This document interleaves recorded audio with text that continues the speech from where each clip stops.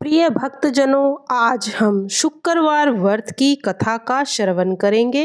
माँ संतोषी के व्रत की कथा। आज इस पावन घड़ी में आप जिस कथा को सुनने जा रहे हैं वह केवल शब्दों की कथा नहीं, यह उस विश्वास की कहानी है जो टूटते हुए मन को फिर से जोड़ देता है। यह उस संतोष का स्मरण है जो अभाव में भी हृदय को भर देता है।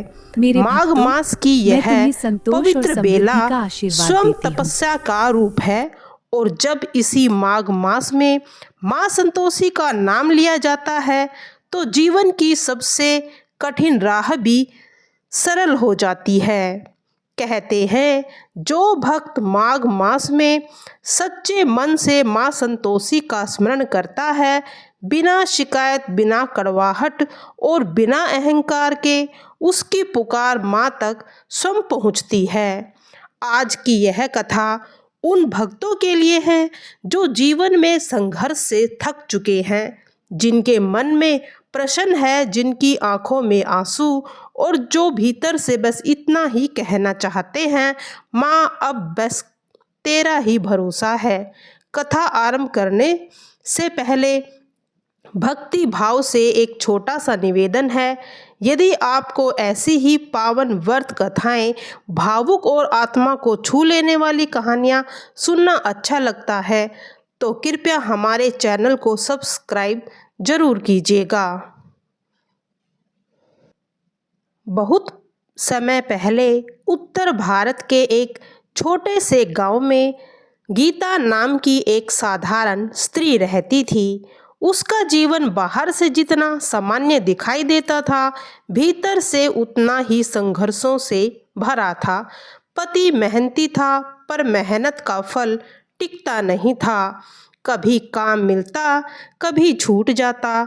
घर में ना धन की स्थिरता थी, ना भविष्य की कोई राह। फिर भी गीता के चेहरे पर कभी कड़वाहट नहीं आती थी, क्योंकि उसके हृदय में एक ऐसा दीपक जलता था जिसे कोई आंधी बुझा नहीं सकती थी। माँ संतोषी पर अटूट विश्वास। गीता हर शुक्रवार को माँ संतोषी का व्रत करती, पूरे नियम और संयम के साथ। वह जानती थी माँ को दिखावे की ही भोग नहीं चाहिए, माँ को चाहिए तो बस संतोष, मौन, श्रद्धा और धैर्य। माघ मास आने पर गीता के मन में एक अलग सी प्रेरणा जागी। उसने निश्चय किया कि इस बार माघ का हर दिन माँ को समर्पित है। बिना शिकायत, बिना अपेक्षा। माघ की पहली ठंडी सुबह, अंधेरा पूरा तरह से गया भी नहीं था। गीता स्नान करके स्वच्छ वस्त्रों में तुलसी के सामने दीपक जलाकर माँ संतोषी के सामने बैठ गई। कांपते हाथों से उसने प्रार्थना की, हे माँ संतोषी, मेरे पास देने को कुछ नहीं, ना धन ना वैभव, बस मेरा विश्वास है और मेरा धैर्य। यदि मुझसे कोई भूल हो जाए तो क्षमा करना। माघ मास में तुम मुझे अपने चरणों में जगा देना। सीता का माघ व्रत आरंभ हुआ। जैसे जैसे दिन बीतने लगे वैसे वैसे परिस्थितियां कठिन होती जा रही थी।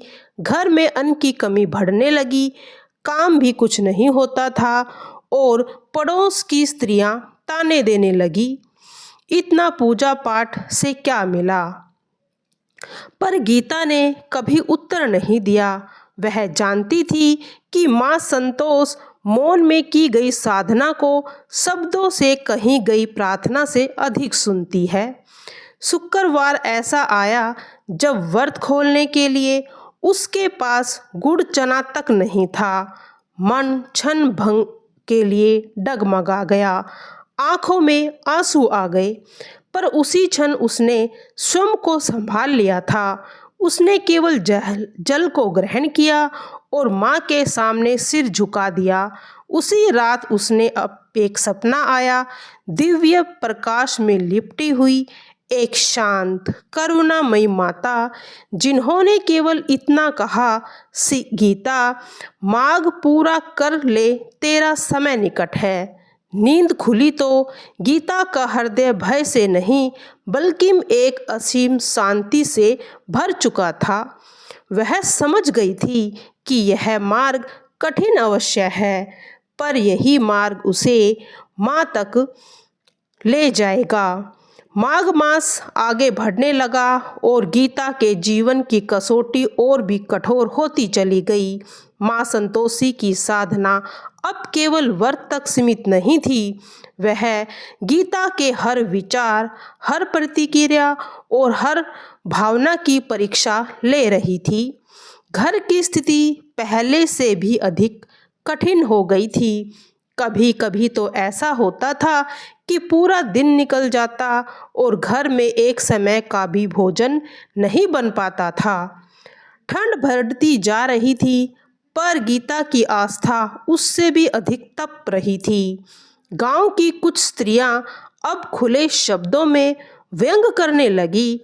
कोई कहती कि भूखे रहकर देवी प्रसन्न नहीं होती, कोई कहती कि भगवान वही रहते हैं जहाँ सुख संपत्ति हो। सीता सब सुनती, पर उसके मन में ना क्रोध उठता, ना ईर्ष्या और ना ही किसी को उत्तर देने की इच्छा। वह जान चुकी थी कि माँ संतोषी का मार्ग बाहर से सरल दिखता है, पर भीतर से वही मार्ग सबसे कठिन होता है, क्योंकि उसके मन की हर कड़वाहट, हर शिकायत और हर अधैर्य को त्यागना पड़ता है। एक दिन पड़ोस की एक स्त्री उसके घर आई और हाथ में नींबू थमाते हुए बोली कि बच्चों के लिए रख ले। क्षण भर के लिए गीता का हृदय कांप गया। बच्चों में भूख थी और सामने खट्टा फल, पर अगले ही पल माँ का नियम उसके सामने आ खड़ा हो गया। उसने बड़े प्रेम से पानी पिलाया, पर खट्टा लेने से मना कर दिया। स्त्री हंसते हुए चली गई, पर गीता के भीतर एक युद्ध चल रहा था, मन और नियम के बीच। उसी रात जब सब सो गए, गीता ने देखा कि घर के कोने में जल रहा है एक छोटा सा दीपक। अचानक तेज उजाला देने लगा। कोई शब्द नहीं, कोई रूप नहीं, पर उसके भीतर ऐसा हुआ कि माँ उसकी परीक्षा देख रही है। इसी बीच उसके पति का धैर्य भी टूटने लगा था। एक शाम उसने थके स्वर में कहा कि यह सब पूजा पाठ बेकार है, जीवन में कुछ बदल नहीं रहा। गीता ने कोई तर्क नहीं दिया, बस इतना कहा कि माघ पूरा होने दो, उसके बाद यदि कुछ ना बदला तो वह स्वयं माँ का नाम लेना छोड़ देगी। यह शब्द कहते समय उसका कंठ भर आया, पर मन में विश्वास था, कोई शिकायत नहीं थी। माघ मास का मध्य आते आते ठंड अपने चरम सीमा पर पहुंच गई थी।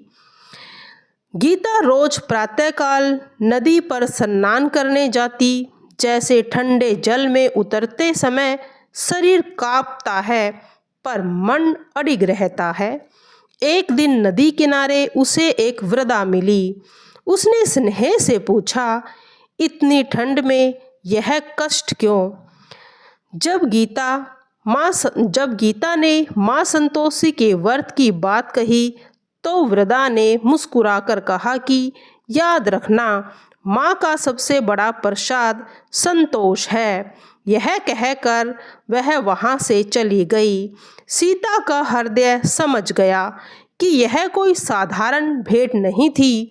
उसी समय घर की स्थितियों ने फिर करवट ली।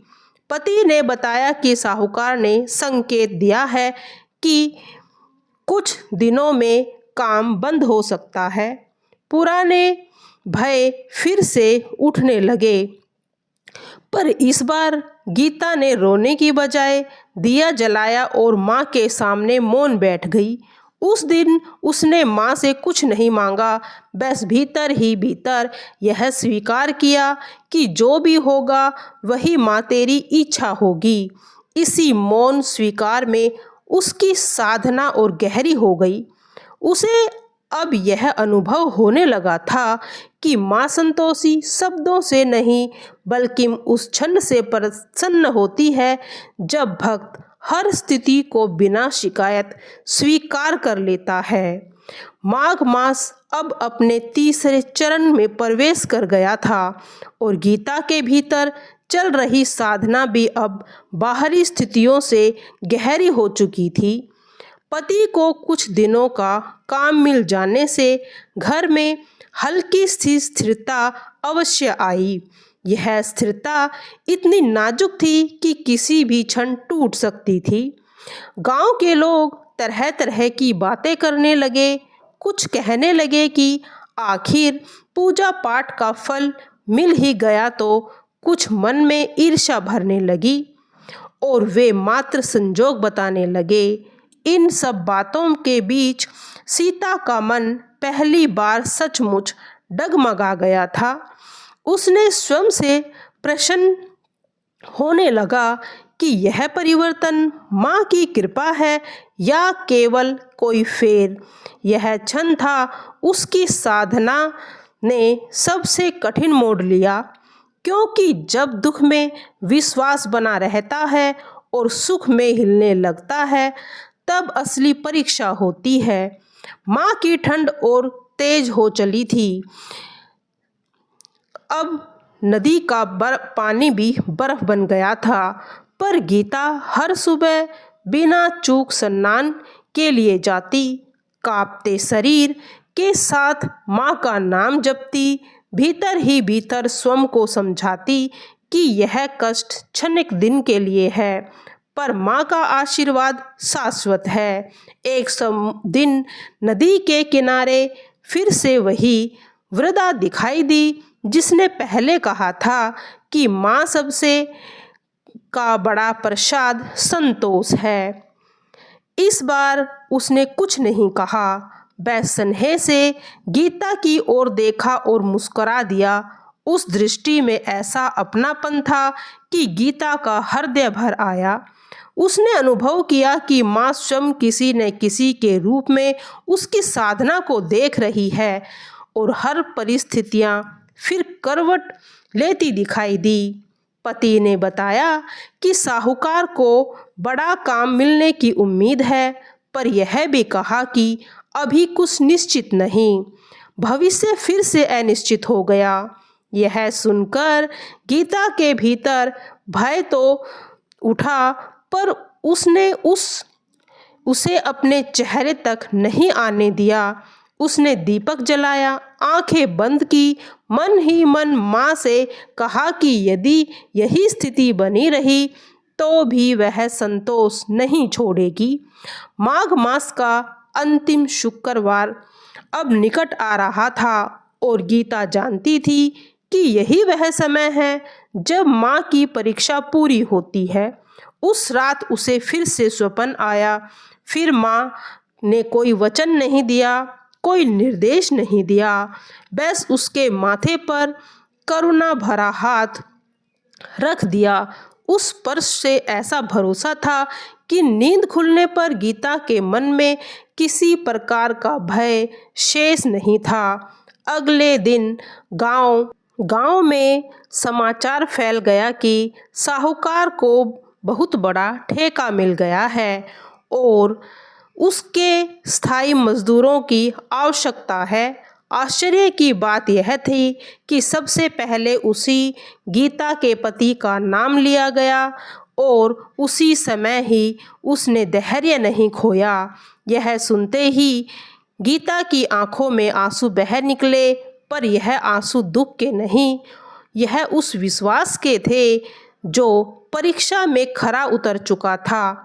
फिर भी गीता ने न किसी के सामने गर्व किया, न उत्सव मनाया। उसे मन ही मन कहा कि माघ पूरा नहीं हुआ है और माँ की कृपा का शोर नहीं। माघ मास अब अपने अंतिम चरण में प्रवेश कर चुका था और वातावरण में एक अनचाही पवित्रता फैल गई थी, जैसे स्वयं भी समय ठहर कर किसी के निर्णय की प्रतीक्षा कर रहा हो। सीता के भीतर अब कोई भी ऐसी बात नहीं थी, ना भविष्य की चिंता और ना ही बीते दुखों का बोझ, क्योंकि उसका मन पूरी तरह संतोष में स्थिर हो चुका था। पति को स्थायी काम मिलने पर घर की स्थिति धीरे धीरे सुधरने लगी, पर गीता जानती थी कि यह सुधार केवल धन का नहीं बल्कि मन का है। अब घर में अन्न की कमी न थी। वह पहले की तरह सादा भोजन बनाती, उतना ही खाती जितना आवश्यक हो और उतना ही बांटती जितना संभव हो सके। माँ के अंतिम दिनों में उसने अनुभव किया कि जो लोग पहले ताने देते थे अब वह सम्मान से बोलने लगे थे, पर सीता का व्यवहार न बदला। शब्दों में वही विनम्रता और आंखों में वही शांति। माघ की अंतिम अमावस्या की पूर्व संध्या पर बहुत देर तक दीपक जलाकर बैठी रही। बाहर ठंडी हवा चलती रही, पर भीतर एक मीठी ऊष्मा फैल रही थी। माँ से ना कोई वर मांगना, ना कोई इच्छा प्रकट की, बस इतना ही कहा, यदि यह संतोष बना रहे तो जीवन की हरी परीक्षा सरल हो जाएगी। उसी रात उसे एक स्पष्ट स्वप्न आया। उसने देखा कि उसका घर प्रकाश से भर गया। आंगन में तुलसी हरी भरी और माँ संतोषी स्वयं शांत मुस्कान के साथ उसके सामने खड़ी है। माँ ने कहा कि जिसे माघ मास में संतोष धारण कर लिया उसके जीवन में कभी अभाव स्थायी नहीं रहता, क्योंकि संतोष स्वयं सबसे बड़ा धन है। माँ ने यह भी कहा, जो भक्त दुख में धैर्य रखता है, सुख में अहंकार नहीं करता, वही सच्चा पात्र होता है। नींद खुलते ही सीता की आंखों में आंसू बहने लगे। यह आंसू उस आनंद के थे, बस वह खुश हो गई। माघ मास का अंतिम दिन आया। सीता ने पूरे विधि विधान से व्रत का उद्यापन किया, पर बिना किसी आडंबर के उसने पड़ोस की स्त्रियों को प्रेम से भोजन कराया और अपने कष्टों का वर्णन नहीं किया और न ही अपनी साधना का बखान किया। उस दिन से उसके जीवन में एक स्थायी परिवर्तन दिखाई देने लगा।